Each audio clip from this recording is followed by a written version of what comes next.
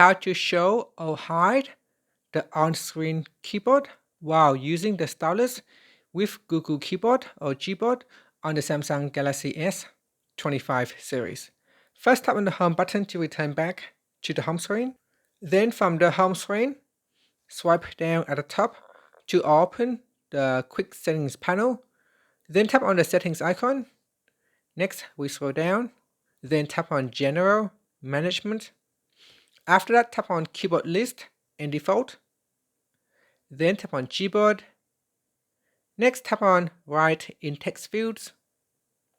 And then scroll down. In here, tap on Show On-Screen Keyboard. Tap on the toggle button to switch it off or turn it on. Now this is what it looks like when we turn on Show On-Screen Keyboard.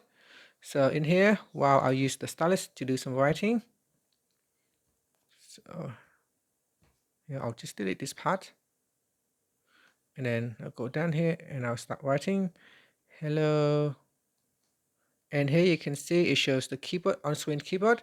So if I turn it off, okay, so if I turn off show on-screen keyboard, so while writing, it will remove the on-screen keyboard.